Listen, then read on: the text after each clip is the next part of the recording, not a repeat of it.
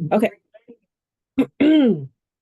So, really quick, I do want to just kind of give you an overview of the agenda for the evening.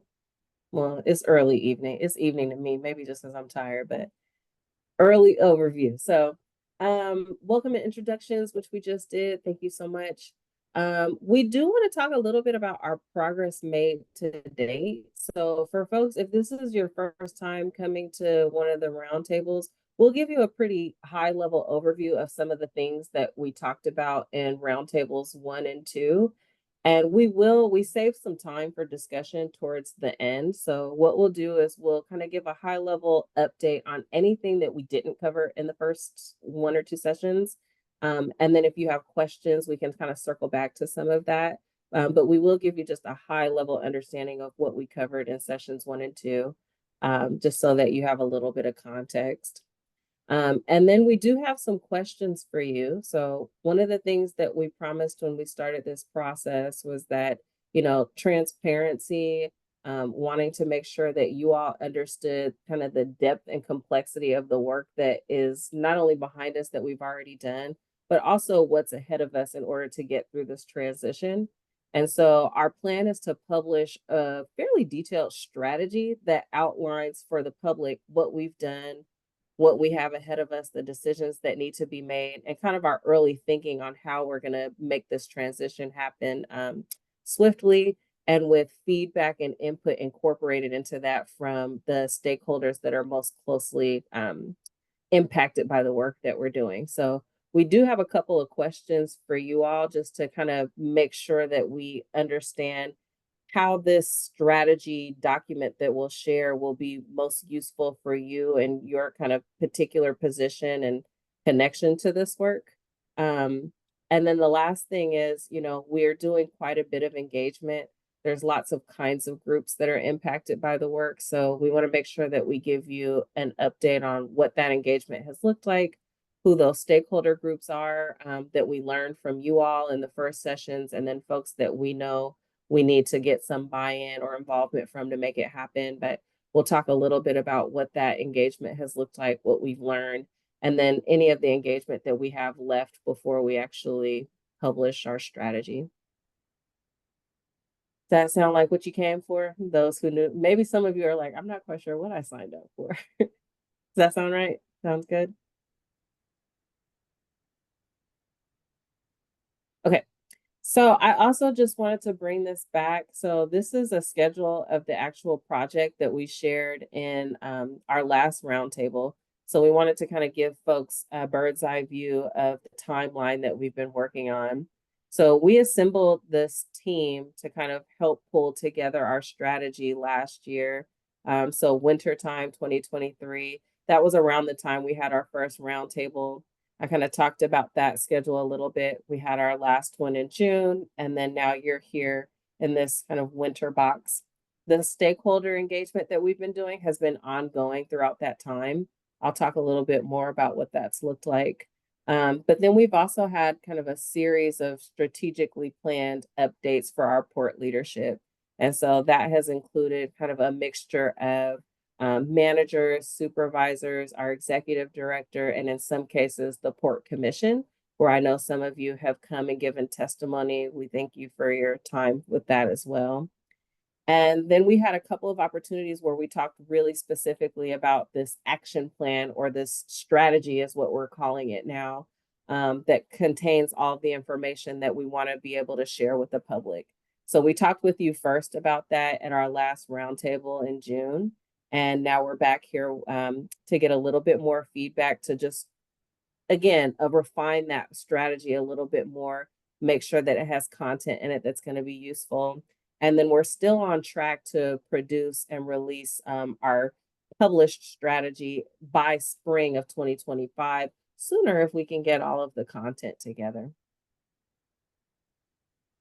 Any thoughts about that before I keep going? I do want to just mention we have a hand raise function as part of Zoom. Hopefully you've been able to use that in other meetings before.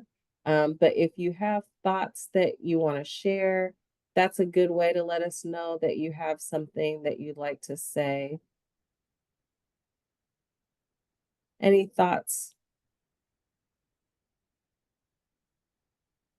Great. And you can also use the chat if you have any thoughts that you'd like to share or questions. We'll keep going. So this is Kama, I think your moment to just talk a little bit. I mean, I think we've got some new people, so I think it'll be helpful to just kind of recap some of the engagement that you've done with this particular stakeholder group. And then anything that's new for folks, maybe we just highlight that weren't here the last time. You bet. I'm happy to help.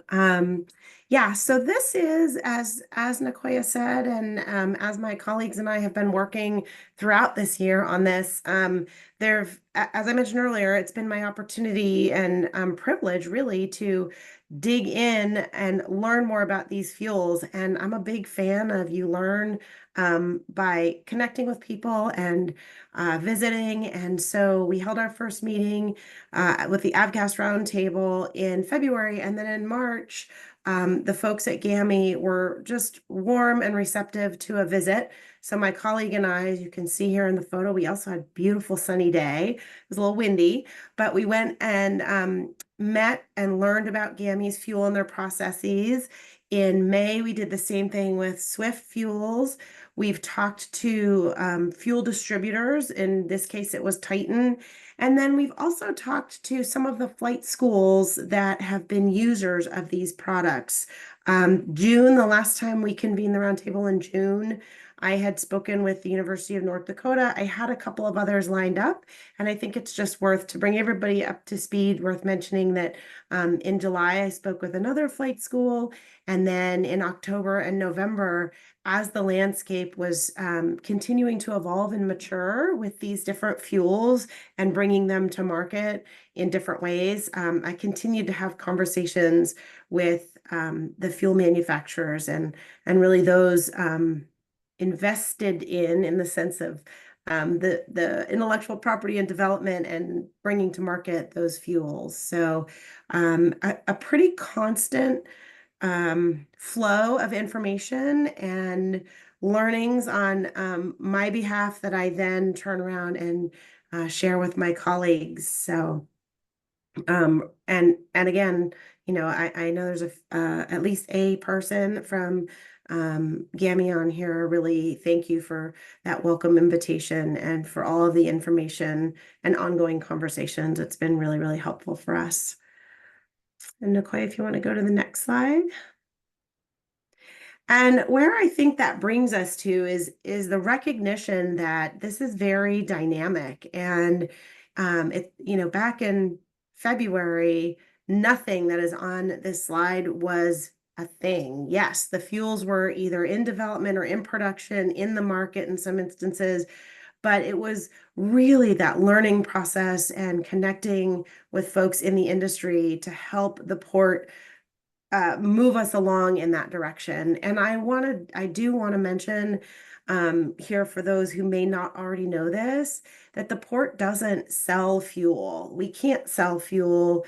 It's complicated, but what we're doing as a group and a team here is really working to understand the industry and to understand how we can help our tenants, who would be the FBOs, the flight schools, how we can help those tenants also learn about and decide and select a fuel. And as a prevailing thought, the port as a whole is not interested in simply getting a fuel and dumping it in a tank and just letting it live there, right? It's most impactful in the best possible way for the community if the fuel is used. So some of the things that we know now that we didn't know, even the last time we met in June, we know that GAMI was producing an unleaded fuel, and that fuel was previously not commercially available. It is available now as of October of this year. The fuel was first available at Reed Hillview Airport in California in Santa Clara County. And I really had the opportunity to connect with Tim Roll, the president of GAMI, and he was very excited and shared with me what that rollout looked like and the reception there from the pilots. as well. Swift Fuels, if you're not familiar with that, they also currently produce and have been producing for 9 years a 94 octane unleaded fuel. I don't want to get too much into the details of the chemistry behind it all, but it is an unleaded fuel with 94 octane as opposed to 100 octane. That has been on the market for 9 years. It's in about 42 different airports across the nation and 44 private users in addition to those airports, whether it's a flight school or a private hangar. But they also, in September of this year, have been working on a 100 octane unleaded product. And as of September of this year, they were granted approval of that fuel by the FAA for specific types of aircrafts and aircraft engines, rather.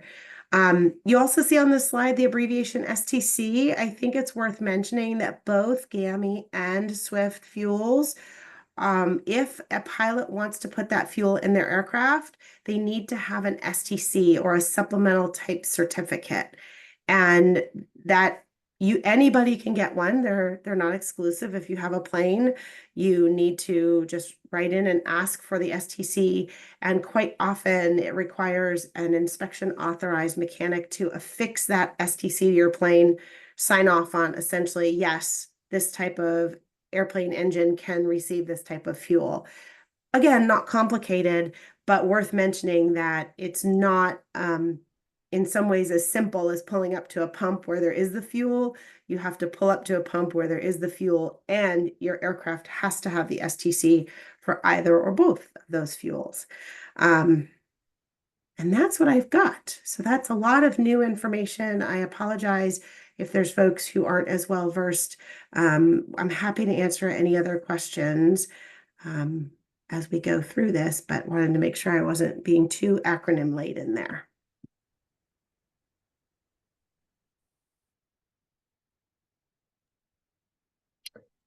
I'm gonna pause for just a second because the next slide in our presentation takes a little bit of a left turn, but to Kama's point, I just want to check in. Are there questions, thoughts, more context that you would like, especially if this is your first meeting? We've been kind of trucking along here, but for folks where this is your first time connecting with us, we'd love to hear from you about what thoughts or questions you have.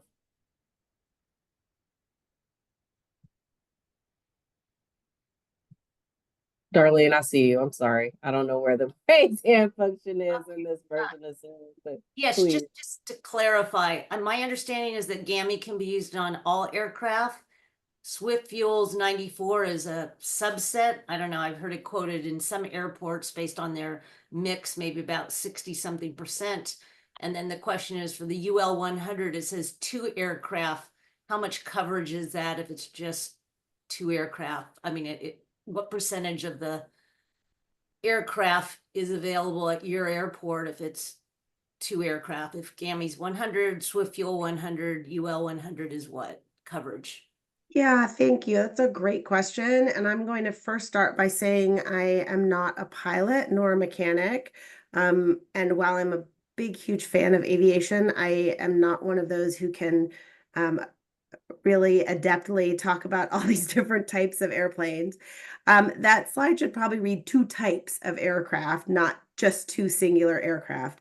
And, again, which fuel is right for the market really is more for the market to determine. If we are, if 100% of the airplanes that are based at Hillsborough could use either fuel, the market has to drive that. I would have to assume that if, only 10% of the, or excuse me, if the airplanes could, 10% of the based airplanes could only use one type of fuel, that again, the market would shake itself out there.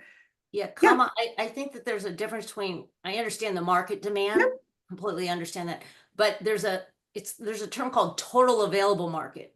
Whether they want it or not, if they can't use it technically, that's a consideration. Right? sure, If you offer a fuel that sure. only a subset can use regardless of whether they want it. So that's kind of my question. For the Swift fuel, is there a constraint on technically, not market, technically to use it, because it's been tested on 2 types of aircraft. Do you have other aircraft at your airport then that can't use it? Like I said, I don't have a really good sense of every make and model of aircraft that's based at the airport. Or for that matter, as we continue to look at this issue, we really are looking statewide.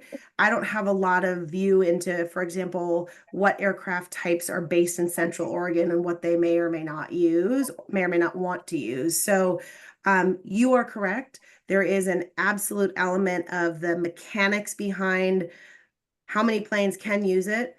I think it's worth noting that there's also a very real sort of pilot user emotional piece to it. What do those folks know? What do the pilots know? What do they want to use? What do they feel safe and comfortable using for whatever reason, right? It's on their judgment, because they do need to be the one that applies for and receives the STC for their aircraft based on their desires. So I don't think I have the answer to your question about total market, whether 100% of our airplanes can take GAMI and 100% of our airplanes can take Swift 94 or 100. I don't know. I don't have that answer for you, but let's just assume for the sake of argument that both are true, that 100% of the airplanes at Hillsborough Airport can take both. But we know in your slide that it is not true, because it's only been approved on 2 types. I think the point that I'm making is that when you do your analysis of report, absolutely the pilot's preferences and their beliefs is one, but we cannot ignore the fact what's technically possible, because it also limits who can move over, period, whether they Right. want to or not. And that Got is it. an important element of the total picture, is what I'm saying. Got it. Correct.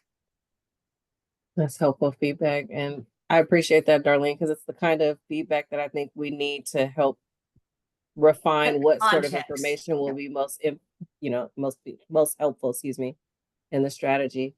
Yeah, Mickey, because I as you know, see. different states are pushing laws about getting rid of lead. And if you go with the fuel that everybody can't use, you already got your answer. You're not compliant. So you have to be kind of future proofing as well about, the direction that's happening in the industry. So it's a factor. Thank you for that. Mickey, I see your hand. George, it looked like you had a thought that you wanted to share. I saw you come off mute, so I just wanted to check with you. Yeah,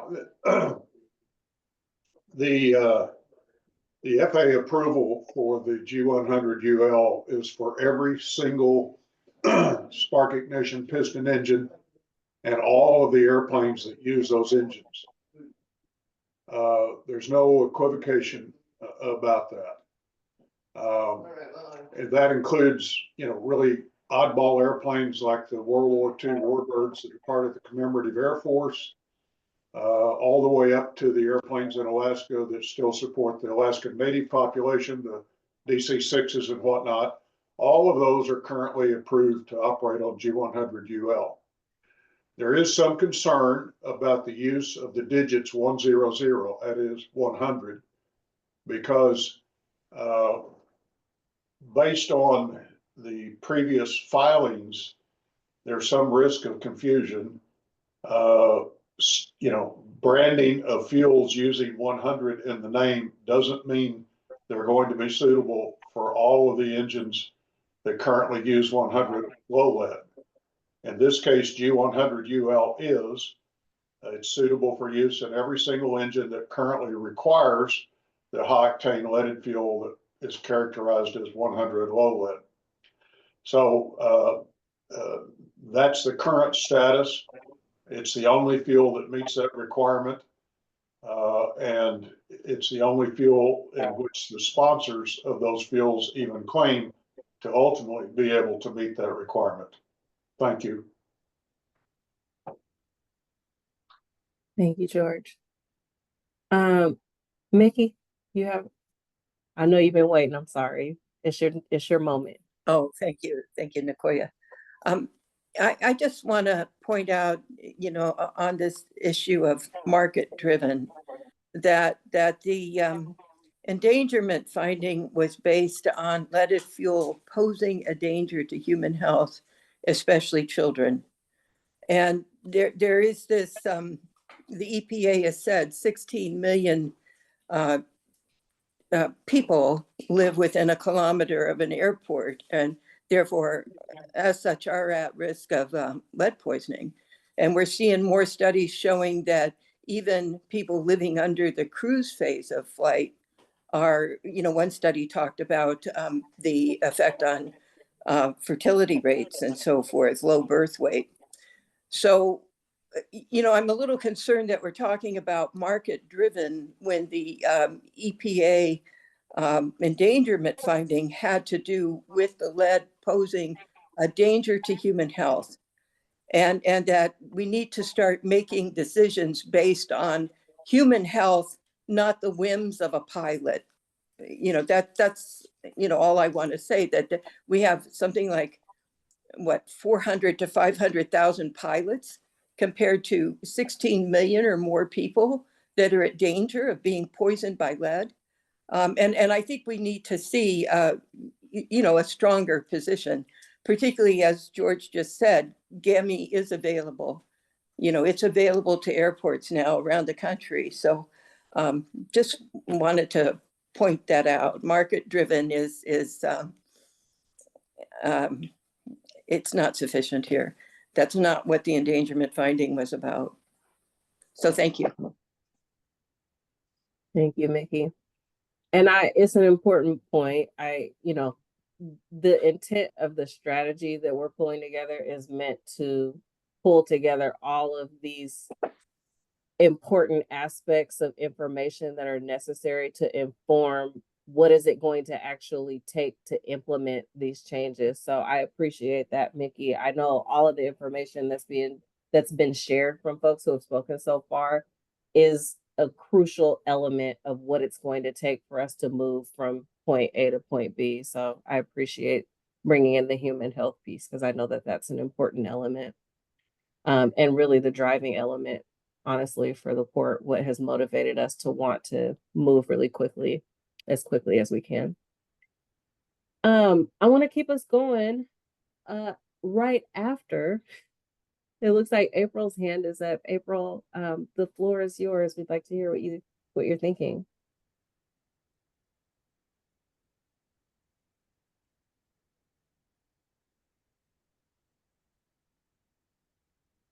You there, April? If you're talking, you're on mute. Oh, I see your note in the chat that your mic isn't working. If you want to put your comments in the chat, we're really happy to swing back and read those out and talk about those. Great. While April is getting her thoughts into the chat, I do want to keep us going in the next slide, but I want to give you a little context before I show it, because there's lots of words on it. So coming back to the idea of this document, right? There's lots of work that's happening at the port, and there's also a lot of work that's happening outside of the port. We're but one player of many that have a role in making this transition happen. And so our thought is that, we're producing a document that's meant to make our work more transparent, but it's also meant to help capture and elevate the concerns and interests and needs of other folks. That includes y'all, but we've also learned that there's lots of other people that may be interested. So other airports that are looking to make this transition. Of course, as we talked about, pilots that need to feel safe and confident and be able to afford to use the fuel. There's all these different things that are a part of it. And one of the elements of this strategy that we think is also important to kind of refine and hone in is like how, once we release the thing in spring, and we'll talk more about the content of it later, but once we release the thing in spring, we'll also need to kind of understand how you want to be updated on it. Our intent is not to release this document and then that's it. Our intent is that it's going to be a living document, that we will have our release date. You'll see information. It will be iterative. We will provide updates on it regularly. And we'd like to know from your perspective what the format of those updates could and should look like what's going to be most helpful for you. And we know that each of your perspectives is going to be a little bit different on that. So the document that I want to show you will do a couple of things. Number one, it'll give you a really high level of the kind of content that's going to be included in the strategy document that we're pulling together. Very high level, bare bones. There will be more, but this is just kind of our very, very early content capture. The second thing it will do is provide a potential structure for how we might provide updates to you all. We'll talk about frequency and that sort of thing in a bit. But the first thing I want you to look at is what's there. Does that information make sense? Are there things that feel like they're missing right away? And then the second thing is, does this format make sense for regular updates as we kind of move past the point of when the strategy will be released? So I'm going to share my screen. And what we'll talk about first is content. So I'll just kind of give you a little bit of a tour of what's in there. So this is the document that we've been using internally. I'm going to apologize in advance because the font is really little. It's not super clear, but generally I'm hoping that it gives you an idea. But this is what we've been using internally to kind of track our progress and our high level activities.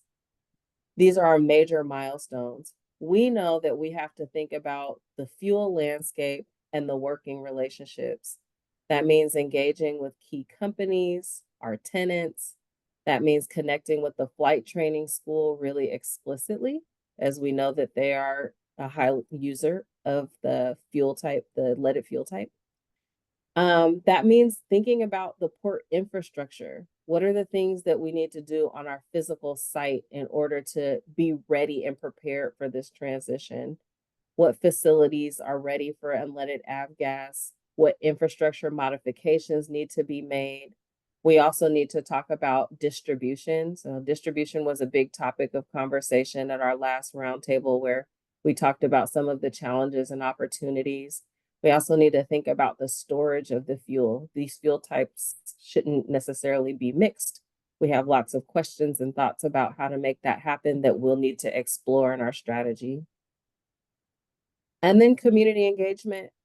Just like this process, it's been fairly ongoing since we started. It will continue to go on through the updates that we provide to you all. I'll talk more about some of these other bullets later, some other engagement that's coming up and what will happen after the document is released. But ongoing engagement is a crucial part of this strategy. We need to talk about how we're going to communicate about this because we have so many different stakeholder groups that will be interested in the information in it. We need to talk about a state and regional approach. How are we going to get all of the airports in this region, in this immediate area that planes are going to be flying to and from on board with this strategy? Our priority is the Hillsborough Airport for a variety of reasons. That was another big topic of discussion in earlier roundtables. And then we need to start thinking about our review and evaluation and how we'll report on the fuel use once it's there. I'm going to pause there and let you take some of that in. And the first question that I'm going to pose just for a little discussion is your immediate reactions to some of this. Darlene, I see you've got your hand up. I'd love to hear from you. Sure, I have a kind of a different reactions, but one is, I'm out here in California and we're thrilled that Reed Hillview has gotten the first effort to get a gas that's going to help 100% of the planes. I actually live in Palo Alto, so we're using that as an example for us. I would say it's important to have the goal that we affect the entire region because it's a regional problem, right? We fill up here and we go over to other people. But let's start with one. I mean, let's get it to happen in one. Let's not make the whole goal. It has to be the whole region before we get going. So the fact that Reed Hillview began, guess what? Now everybody's starting to talk regionally and talk about that they need to do things. So I just want to kind of put that out there. The second is the slide seems to be a combination of process and actions or measurables. And I think that they should Mhm. be separated. I think the process to engage people, write the report and everything is one set of plan. I think there's a very different document that needs to be created, which is what is the action plan with deadlines and specifically what needs to be done. And so right now it's fine, this where we are in the process, but it's all in one thing. And Yeah. it should be a lot more, as you know, an action plan has to be, did you make it or not make it? Not, we did 10% of it. You know what I mean? That's not the way it works. So that's my initial reaction. That's good feedback. Very project manager focused. I think that way too. I do have a quick follow-up question, and then Mike, I see your hand. I'll come right to you.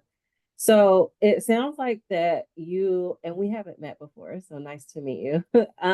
But it sounds like that you're in relationship with an airport or an area that has made a similar transition recently. Is that right? Yes, I'm my organization's nationally, and I'm plugged into what you guys are doing as well as a lot of other airports. In fact, I'm doing a seminar on this, so Oh, excellent. We'll have to talk more. yes. Um, Are you, and I know this is a big question because there's a lot of stuff here on the slide, but does it feel like there are any particular steps or tasks or bits of research that feel like glaringly missing to you at this point? Well, I don't see the, I mean, I guess what I don't see is like, there's the decision and then there's the action. This is Mhm. trying to get to a decision. This isn't the action to make it happen. So does that help kind of frame it differently? I mean, Yeah. to me, I mean, what I see that might be missing to make the decision is, if the goal is to eliminate Avgas, what is the criteria? So the criteria is you got to get you want 100% pilots to be use it. You want it to be manufactured. You want it, the FBOs to be there, like what needs to happen. And then what is the steps to get those things to happen? So I don't see the criteria. Like it should be things like, that 100% of the pilots can use it. I mean, I hear the market demand, but then you're not ready for the future when that's going to happen at some point. So I think that the goals and the actions to get there, then what percentage you got to shoot for delivery, whatever obstacles there are or whatever actions are needed. That's what would be in the action plan. This is kind of a mix right now. Yeah. Does that help? That is really helpful feedback. Okay. Thank you, Darlene. You're welcome. Mike, your moment has arrived. And then Jim, I saw your hand come up. April, I saw your comment in the chat, and Blaine, I see you too. So I'll be to you in just a moment. Mike, the floor is yours. What are you thinking? Oh, we can't hear you. It doesn't say you're on mute, but I can't hear. How's that? Can you hear me now? Yeah. Okay, great. Sorry, I had a speaker plugged in so I could hear you guys. I just wanted to kind of reiterate what Darlene was saying about like partly the state and regional thing. I don't see how that should even be part of this. The Hillsborough Airport is in the top 10 lead producers in the country. So I don't see why I see that it's just a stalling tactic for the airport. As someone who's followed this for a while, it's been a lot of talk. And I feel like this is just another way to say, well, we have to wait for these regional airports to line up before we can do anything about it. So even having that in the plan, I think is just another way to stall things. In the same way, I think some of this other stuff is kind of the same thing. Like there's no action that says like, here's when we're going to do stuff. Here's what we want to do.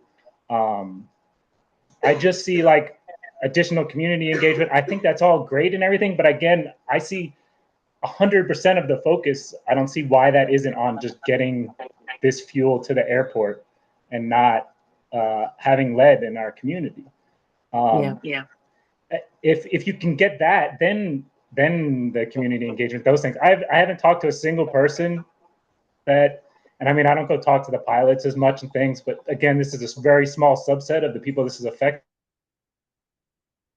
Everybody in my community that I've talked to, I've not had one person who says, yeah, I think it's cool that lead is in the airport.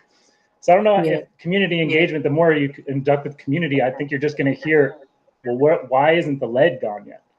So yeah, I kind of just agree with Darlene that I don't see a lot of action, and I just see a lot of things that can be used to just continue this pushing this ball down the road until either someone else makes a decision or we have to get it banned by the state or the government. I just see Port of Portland dragging their feet to kind of, at all these meetings I've gone to lots of the monthly meetings too before all the roundtables, and it just seems like every time I go, it's, oh, we have these questions and we haven't answered them yet, and we need to do this, and we need to do this, and we need to do this. Where like airports are using this fuel, I think an action plan is really what we need. Yeah. Thank you, Mike. Yeah. Appreciate your feedback. Thank you for the time. April, I want to get your comment here that has landed in the chat.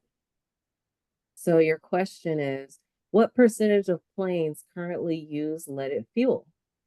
Is the end goal to move all planes away from leaded fuel? So you have a few questions in here. You have a schedule for a plan. What is the timeline for significant reduction or eradication of leaded fuel?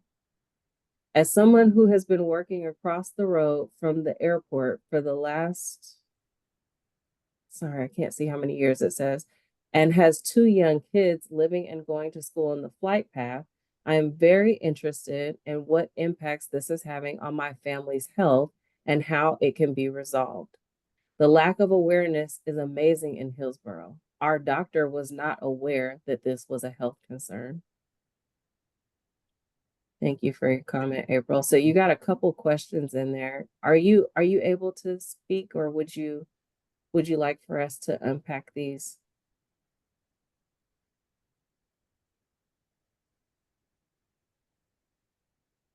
Okay. Why don't we take some of these questions one by one?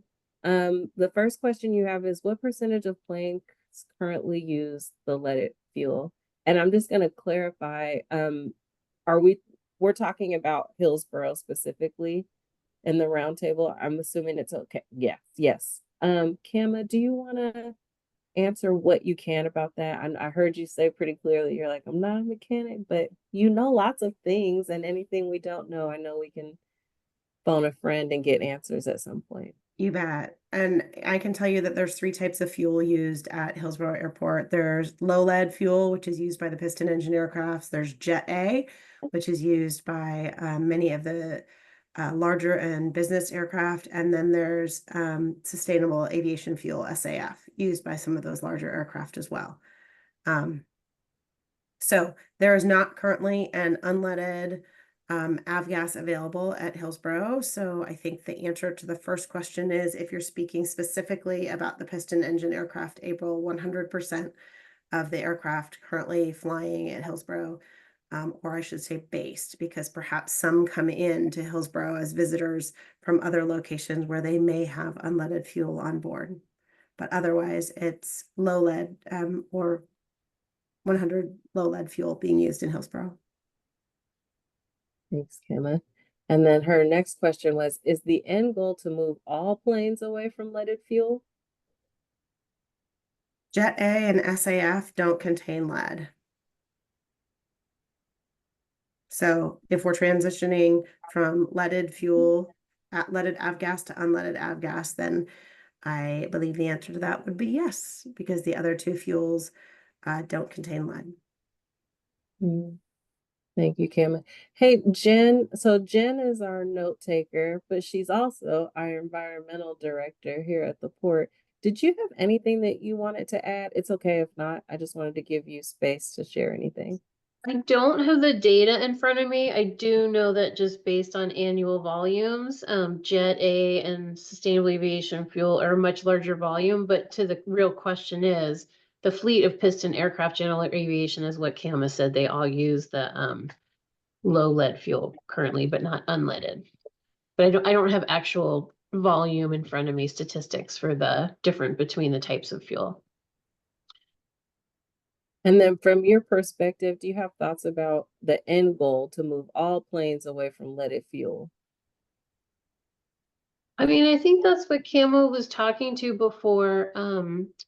It's the general aviation community. There's so many different types of aircraft. They fly to different places. Our goal is to have everybody transition, but we can't control where they refuel either, right? So that's why a lot of this engagement has been really focusing on how do we work with pilots that use our facilities and fuel and refuel here?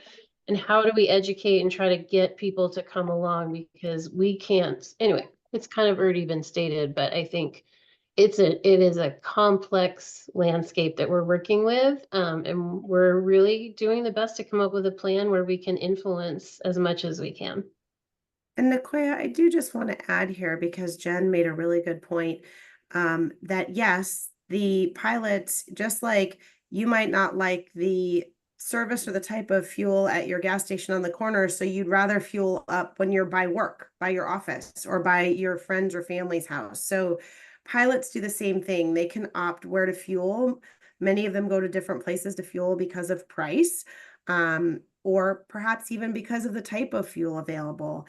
I do want to make it very clear that the port is not waiting for a statewide strategy or a statewide transition. We are fine being the first airport in the state that offers this. Again, caveating that we, the port, don't do the fuel, right? So this is why it's so important for us to learn everything we can about the industry, the options, what our community is interested in, and work with our tenants and our FBOs to really encourage them to that. We're fine being the first adopter as far as the airport's concerned. We're just recognizing that a statewide strategy and transition is important, because pilots I choose would where they suggest refuel. that comment be documented as part of this framework or plan, because just looking at that one piece, it's a little bit misleading. It's good feedback. I know we have a couple other folks that have comments. June, I just want to check in and make sure, because June's helping make sure that you all get your time to ask your questions and share your thoughts. Are you tracking our folks that have raised their hands? I know Blaine, Jim, and George are interested in speaking. Could you just make sure we don't pass them up in their time? Okay. There's one more piece to April's question, and then Blaine, I'm going to move on to you. So the last piece in here is let's see, we have a schedule. She says, you have a schedule for a plan. What is the timeline for significant reduction or eradication of leaded fuel?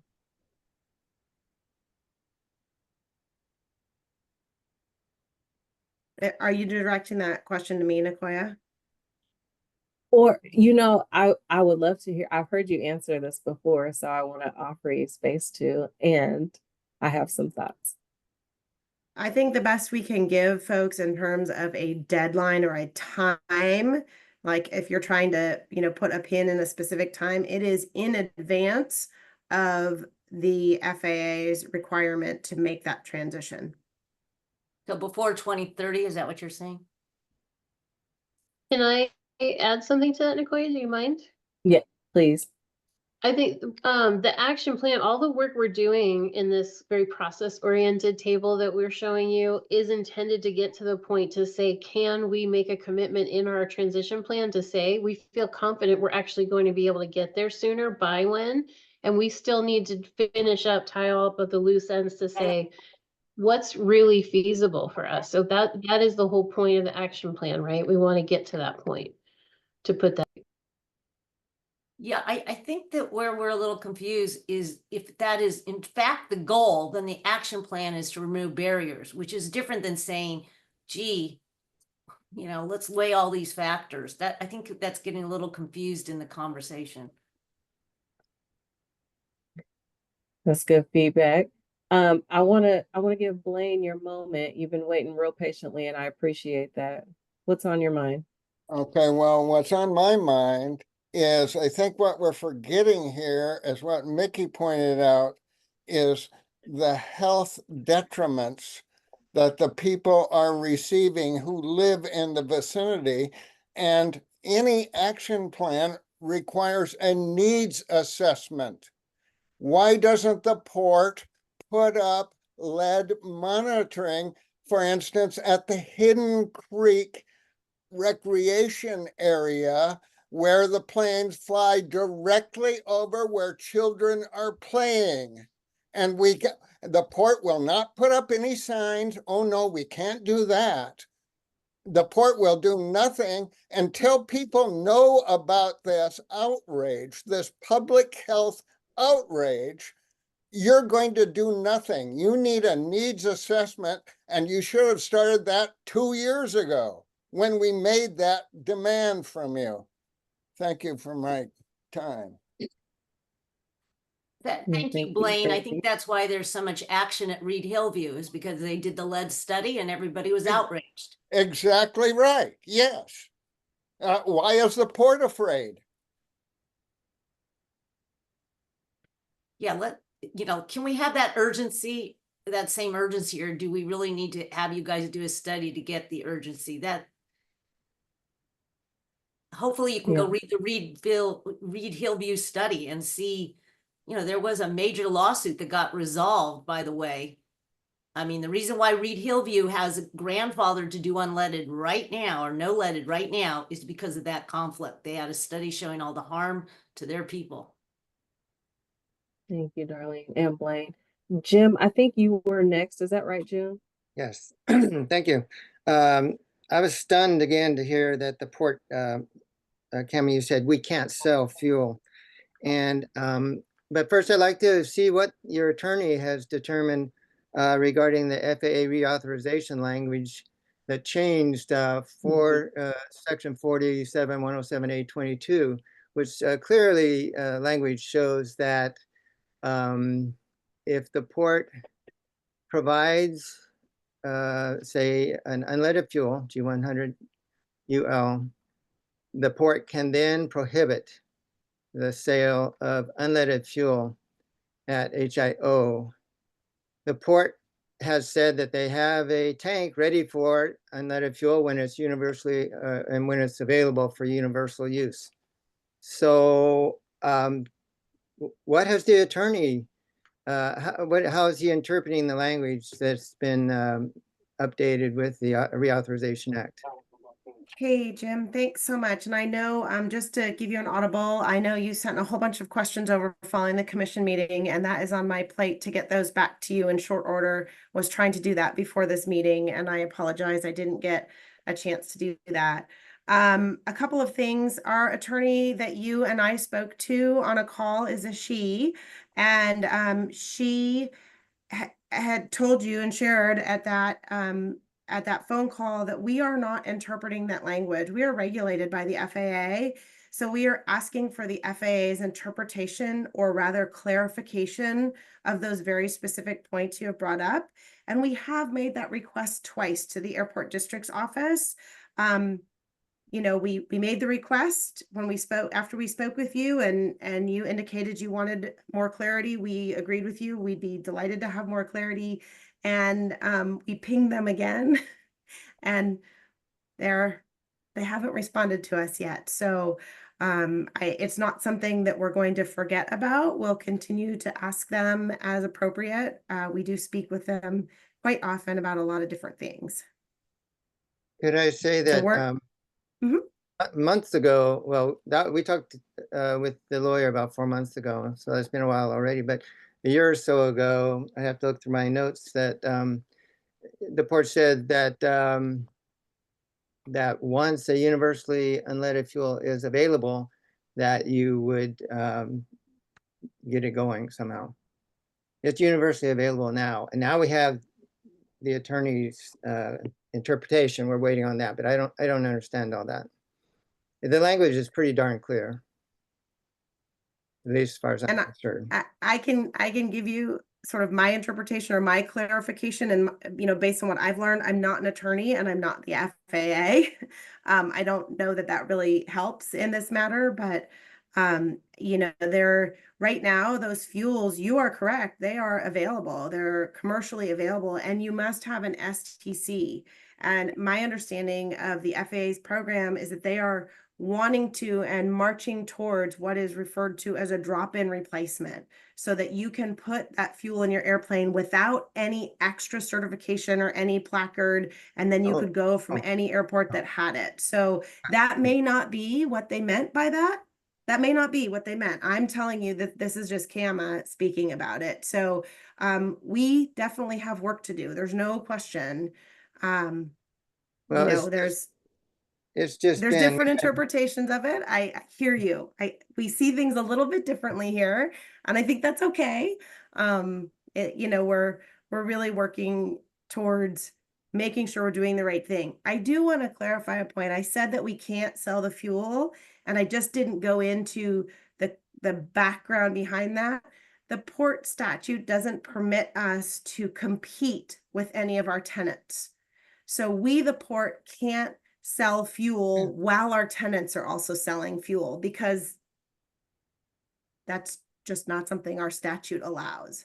is it It's in, either you sell it all or you sell none of it. And we are not set up to sell all of it. So we are selling none of it.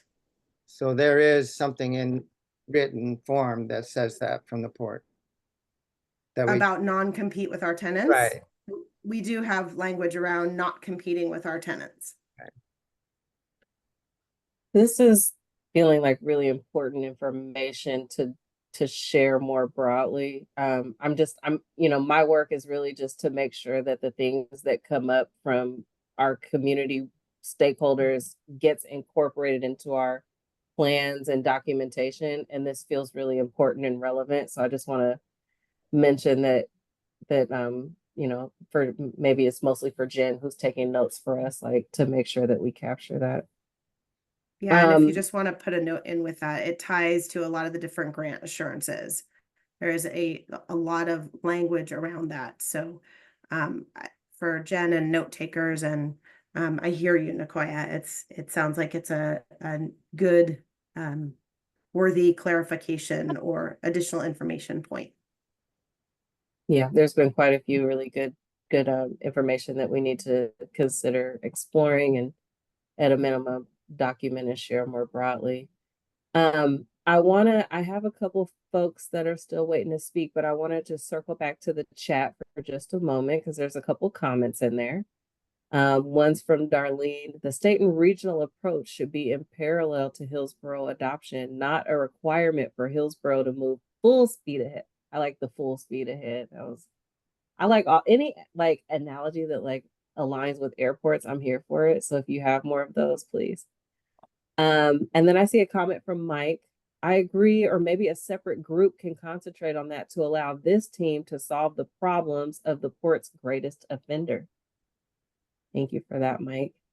And then George said, common survey results demonstrate that 30% of the piston aircraft consume about 70% of all the leaded avgas. Those are the higher performance fraction of the individual aircraft. And then there's an image in here from George, but I can't see what it is. I'm sorry, George. And then I see a response from you, Kama. I'm going to come back. June, who do we have next to make sure that they get their time? I don't have anyone else queued up. Everybody that's had some thoughts has had a chance to share. Excellent. Well, Jim, you have one more thought? You're on mute still, my friend. Okay. What does the Hillsborough Aero Academy, what is their response to transitioning to G100UL? That's a question that you asked me, Jim, and that is something that you would need to address with the Aero Academy as that pertains to their business operations. I spoke with the CEO almost a year ago, and further communications, we actually met and talked about things. She was very interested in hearing what I could say, but she wouldn't give me too many answers. And I've tried to contact her once or twice since then, and I get no response. But I know you had said, somebody had said you had talked with your operators, FBOs, and probably the flight school out there, and So you should have information on what their plan is, whether they're, I know they aren't based here, they're owned by somebody on the East Coast, so they don't really have a local, well, whatever. But, so you don't know what their I've team is. had conversations, many conversations with them, just sharing what I'm learning about the industry and education, and having conversations to let them know that there are broader community conversations that they could participate in. They could receive more information from us or contribute thoughts to the conversation in multiple forms, which Nicoya, I'm sure we'll get to. But I really am not the person to talk about their business operations. So that information really needs to come from them. Thank you. I want to thank you, Jim. Um,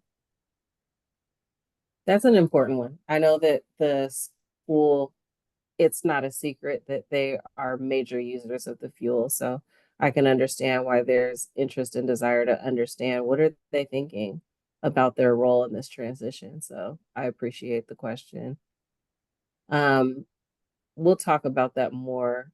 I do want to address one quick thing. It's one of the last pieces in April's comment in the chat.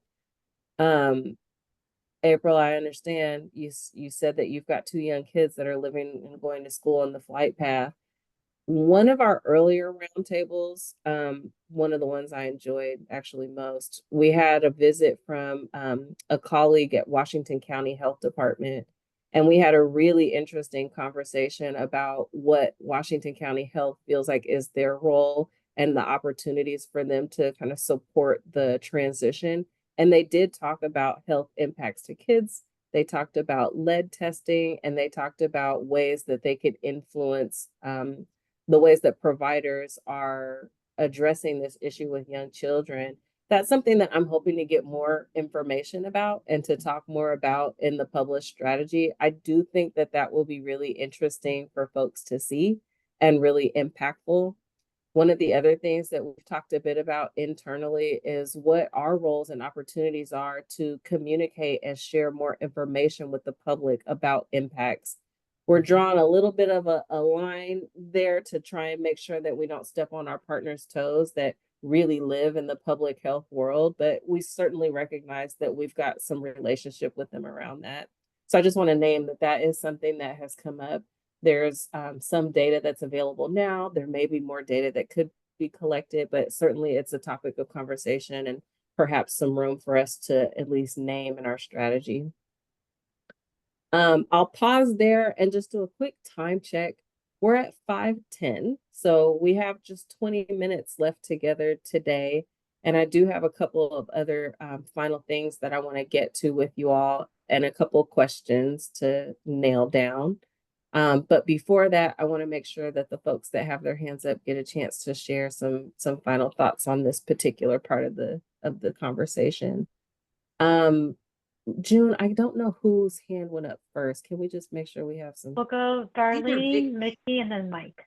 I think Mickey was before me. Yeah. Mickey. Okay, Mickey, Darlene, and then Mike. Yeah, Mickey, the floor is yours. What are you thinking? I have some questions about Kama's last statement on the goal is a drop-in that doesn't require an STC. Now, the only fuel developers that didn't require STCs, one was Phillips 66. They had detonation problems. They're no longer testing for lead. The other one is Lyondell Racing something.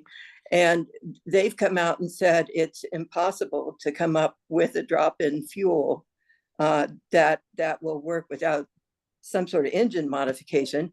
That is, of course, false. And George Brawley's right there and can testify to that because GAMI fuel is available. But this idea that the 2 fuel developers that have come up with a drop-in are being marginalized over the STC issue is, well, it's just shameful and unconscionable. to have those fuels available and say we're not going to use them because big oil didn't produce them. That's one issue. Number two is this statute, this non-competing clause. You know, is it a port statute or is it a state statute? I'd like to track down the information so I can read that and explore what it says. But I wasn't aware of that. And I think it might be worth looking toward Reed Hillview because I can't remember the details, but I think Santa Clara County, the owner of the airport, did change the leases so that the county could make the decision on selling unleaded fuel only. But there are ways to get around this. But we need to be looking at these clauses, these legal statements to see exactly what's in them. So thank you. Thank I'm you. next, right? A quick follow-up for Mickey, and then I wanted to make my comment, is you say there's a no compete clause, but can the airport eliminate everybody and not compete with them and just decide to be their own provider versus directly one-to-one compete? So that's another clarification that I think is important. Okay, my comment is, at the beginning of the call, it was mentioned that the airport is neutral. You're going to do all this data and figure out what's going on and blah, blah, blah. I'm a little surprised to hear that, and I think that's something worth exploring further. Our airport is getting pressure by our city council to move to unleaded. It's not the airport that's saying we want to be neutral and then evaluate what we want to do. There's direction about that. Not every airport's not doing a study to figure out what they want to do. So I'm going to make that a big challenge for you folks, and that should be in the report about that assumption and what implications that has to any finding that you have. I mean, I think the thing that I'm going to push for your report, and maybe we can review it before it's done, is that it's very clear and transparent. Thank you, Darlene. Is it Mike? Yeah, I kind of, some of that stuff was touched on. In terms of the statute, I mean, is that able to be changed partly? I mean, that should be a question we should be asking. I don't know how that would have to happen, and the same thing with Darlene was saying, being neutral. I mean, that's what I get from a lot of this, and I think that's what's driving a lot of people crazy, is that the Port of Portland isn't saying like we need to get let out right now as soon as possible. And I think that's what's kind of like frustrating people, because it seems like everything is, you're not looking for solutions to solve the problem. You're almost looking for reasons not to do it, is what it seems like in a lot of ways. So you're saying these statutes say this, you're saying the FCA isn't getting back to us, but instead of just then either moving forward on your own and getting the lawyers of yours to figure it out, you're waiting again. So I think the gentleman who was talking about that earlier said it's been something like 4 months. So if I hadn't gotten a call back from somebody in 4 months about fixing something at my house, I would take action to do it myself if I had to.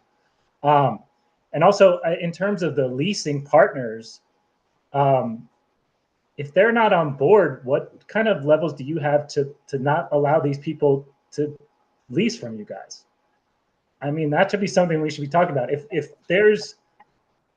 it's stopping you guys from competing with them and they don't want to sell this kind of fuel, I think the Port of Portland has some kind of responsibility to the community that they operate in to not renew leases or to change lease terms, like Darlene was saying, so that these people can't find some kind of workaround to continue poisoning the community. That's just what I keep seeing is like, I don't hear any of that from you guys. Like, hey, we could maybe, we have non-compete leases. I don't hear after that, but maybe we can look into something with the leases to change that. Or we haven't heard back from the FAA, so maybe we should get our lawyers on this. It's all coming from the community trying to beg you guys to take a stance and move towards this non-lead.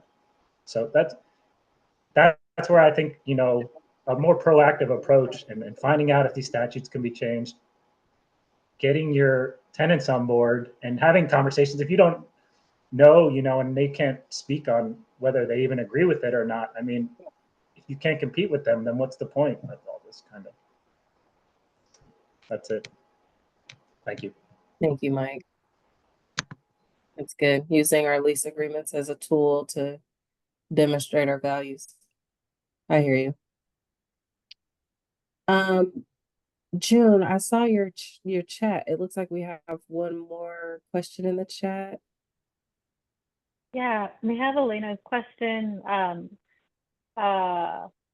Now I lost it. Oh, hello. Are you expecting flight path geography change due to switching to Avgas?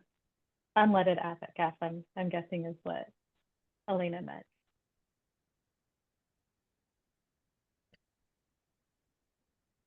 I think that might also be a camera question. Sorry, Kim. I know you're getting all of the. I'm not sure love. I'm understanding the question, but I think the quick answer is, and hopefully this will respond appropriately. I don't anticipate our flight patterns or flight paths changing, regardless of what type of fuel is used. Thank you so much. This is Elena. I allowed myself to talk a little bit. Sorry. I just wanted to mention that I see this my first time, and thank you for the virtual option this time, so I was able to attend. And I was just, I'm not seeing any FAA representative. So I think this is a big miss out here. And this is the last meeting, I understand. So just a comment for you, there are a lot of questions, and you mentioned FAA, and we don't have anyone from them attending this meeting. Just a comment here. Okay, thank you. Thank you, Elena. So we're in the last bit of time that we have together. Oh, I see you, Jim. Go ahead, please. Kama, I didn't quite understand when you were talking about, I think you were talking about drop-in, and that the STC is a barrier to a universal drop-in. I'm not sure I understand that. You know what, I guess I don't even know what your question. I tried to clarify a little bit in the chat, that I wasn't implying that the port or really anybody is waiting for this drop-in replacement. And I think I explicitly said, my comments or my perspective on my learnings. I was simply suggesting that the FAA's ideal seems to be that drop-in concept. I am completely aware that both available fuels are available by STC, and I don't pretend to understand the dynamics behind that. But I by no means did I imply that the port was doing any sort of waiting or the fuels available on the market or the fuels available on the market. They just happen to both require STCs. For many, that's not a big deal at all. It's not a big deal at all. That's for sure. But yeah, so yeah, the FAA has to approve the fuel, and there's two ways to do it. And G100 has done that, and we could have a shipment out here next month if we really wanted to. I think we just got to get our lawyers next week, or we just have to fill up that tank out there, and the language is clear. If you have the fuel out there, you can prohibit leaded fuels there. Thank you. All right. Final stretch here. So Darlene, well, I've loved all your comments today, but this one is serendipitous because it's a good segue into what's next. So your comment says, it doesn't seem like this should be the last meeting when there are so many unknowns raised and not enough content to have completed community engagement before the plan is developed. So certainly our intent is to continue to find opportunities to engage with folks. Our roundtable series in and of itself was designed to be a very limited moment to engage people who, it's kind of a niche topic. Most people don't know a lot about that. And I say that just as a community engagement professional. I work with people all the time. And so this topic is pretty specific. And so the Roundtable series was really meant to convene a group of people that we know quite a bit about the topic to see if we could tease out some opportunities to really expedite the transition. So it was meant to be a really limited moment in time with deep subject matter experts to look for some opportunity. So while the roundtable series in and of itself is coming to an end, we're still doing community engagement. So some of the things that we have coming up next, we're going to meet with pilots to talk with them in more detail. We haven't had, I don't think we've had any pilots participate in the roundtable series explicitly. So we're doing a focus group to talk with them and start to kind of tease out some of the barriers that might be coming up with getting them to actually use the fuel.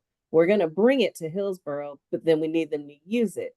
So we have some really specific questions around how to help support that transition for them, to understand what those barriers are. That's actually happening pretty soon next week. So if you all know of any folks that might be interested in providing feedback, we've already selected the folks for the focus group, but because we had so much interest in that, we've also created a pretty detailed survey.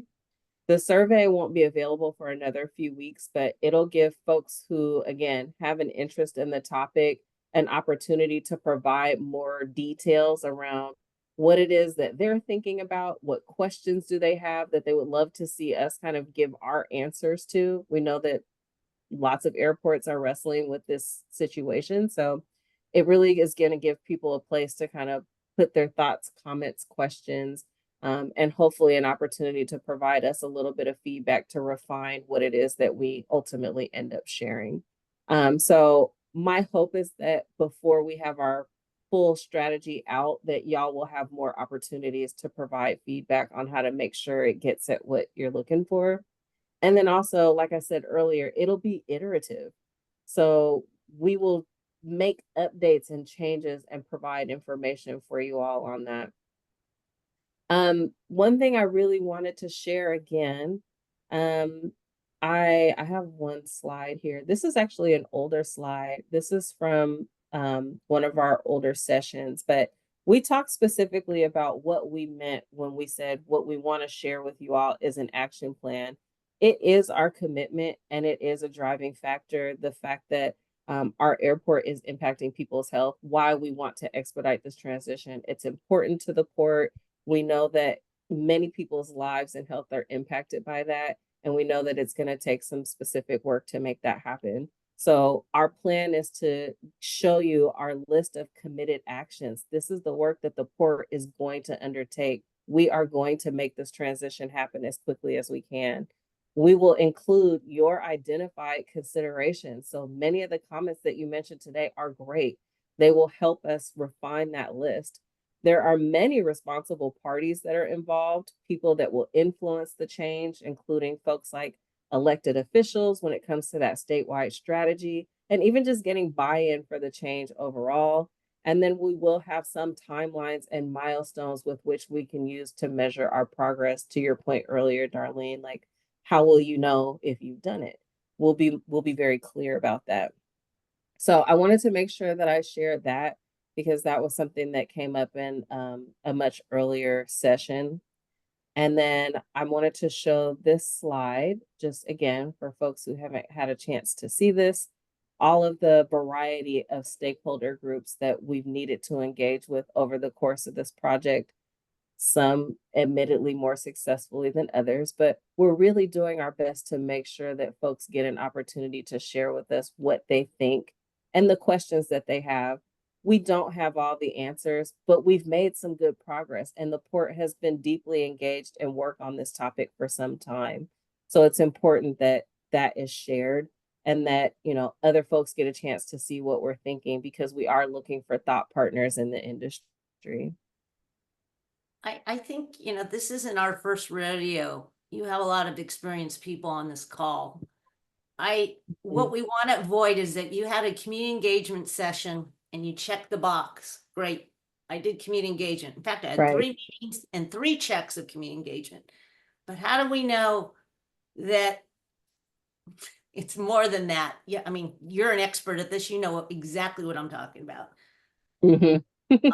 That's our fear, because we're only at first one, which is sharing information and informing. That's it. Yeah, we have actually a much more robust engagement plan. The roundtables are one activity within that. So that, you know what, this is good feedback because we haven't shared that. That hasn't been shared broadly. Like, what is the spectrum that we're envisioning of like the ways that we're going to be working with community, both within the roundtable structure and outside of that? Yeah, but I think we want, when we hear the word community, it's pilots, airports, fuelers, you know, all this. We're talking about grassroots people that are worried about the impact. So I think our action and our question to you is specifically to the audience here. How will we engage? Don't use the community word because it means everybody. FAA uses the word to mean airport, airlines, you know, Yeah. so we're talking about, come up with a word for the people on this call. That's what we want to know. How are these people going to be engaged? Otherwise, the language is too ambiguous to understand. And, you know, we Make a might good not point. really be I've been involved. using the word neighbors. That feels right to me because I'm like, it's not just any and everybody. Like, from what I understand, it is this community surrounding the airport. It is people who live within a specific proximity of this airport that are most impacted by the activities that happen at Hillsborough. So I've been using neighbors when we're not here, but that's a good call out, Darlene. I appreciate Yeah, it. I mean, I think that really the call to action is, how is this group going to be involved? The neighbors, or whatever term you want to use, how moving forward can we engage, give feedback, submit things, whatever it is that you are going to provide as a menu. We hope, I mean, I think, by the way, you're quite skilled, and I'm impressed that they hired someone that really is doing community engagement. So thank you. I appreciate that. Thank you. I have a lot of thoughts and ideas about that actually. One of the things that feels really important is that folks get a chance to determine whether or not we got it right. We still have lots of notes that we need to share from other engagements that we've done. That's going to be happening pretty soon. We'll meet internally to kind of talk about the best way to share that out. We do have a website, or it's not a site, a page. Website was aggressive. We have a web page that we've been trying to keep updated with some of our activities as new things change. I think, honestly, Darlene, the most robust opportunity for people to understand what's happening, because that's what we've been focused on, is like, we want to the people that you see here, that's it. It's just us working on this. And to all of y'all's points earlier, I really think that the highest and best time of the subject matters that are here is on working on the action plan. So I've been trying to make sure that our team has time and space to focus on doing the things that we've said that we're going to do, and that we're providing the information about what's happening there. Is there a challenge that maybe you all can help support us with? There might be opportunities, you know, from a lobbying perspective or something like that. Like, maybe there's an opportunity for us to share with you all from the county's perspective, like, here's things that are happening in the health realm of things, because that's information that's really important. So partnerships have been really important because we have to really kind of maintain some specific parameters and what it is that we do. So who do we send input to? I mean, there's a lot of national things that are happening that could help you. In fact, there's some answers that we're seeking to at the national level that if we hear back from the FAA and it's documented with an FAA person's name, we're happy to share that with you. Is that? We have an email that goes to all of us because there's Okay. so many kind of moving parts to this. So we can drop that in the chat for you to make sure that you have that, either Jen or Kama, if you could. Yeah, And then oh, I'm sorry. Go ahead, Darlene. I just want to make sure, I'm a big supporter of Mickey Barnes and what she's doing in Oregon. So she's focusing in Oregon. She also has huge national reach, and then I'm also national. So we're speaking for, you know, both to support you guys in Oregon and leverage what's happening nationally. And we appreciate it. In fact, we're at the time. I'm like, I know you could have been a lot of places today, but you chose to come here and share your thoughts. And I promise you, we've heard them. We are working to incorporate them into the ways that we approach this project. It is important to us. We have many people on our team that are also coming from community and advocacy background, so we understand. I thank you all. again, I'll make sure that we share our email for anybody that doesn't have that. So if you want to reach any of us, you can get to us through that. We'll also share notes from this meeting up on our webpage, which we'll make sure that you have as well. Mike, I know we didn't get to your thought, but if you would like, please send us an email if you have a specific question or a thought that you want to make sure is reflected in the notes. I'm very, very happy to include that. But I do want to honor y'all's time, and it's about dinner time over here, so I can hear people knocking downstairs. So I'm gonna let you all go, and again say thank you for your time, for your thoughts, your contributions, your expertise. It is meaningful. It helps us. For port staff, if you are on the immediate planning team for this group, if you could stay on for a few minutes. Other folks, I want to wish you well as you head into the rest of your evening, and we will see each other again soon. We will talk soon. I just wanted to mention if there is an email address, could you put it in the chat real quick before I jump off? It's there. Yes. Oh, Yeah. okay, thanks. Yeah, you bet. Thank you so much. See you all later. Be well.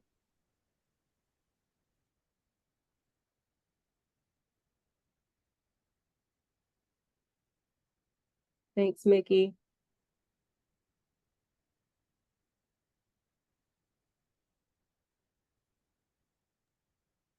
Thank you, Nicoya. I had to turn the sound back on. Thanks so much. Yeah, no problem. I'll Appreciate see it. you soon. Okay, bye-bye.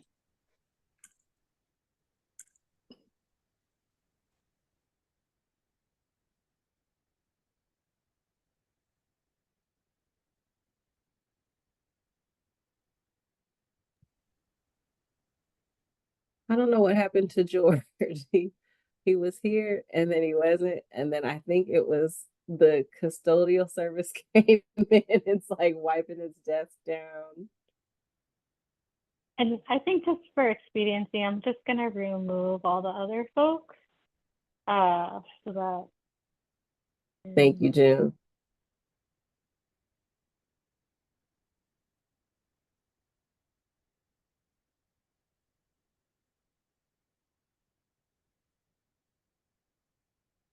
Okay, I'm gonna stop recording.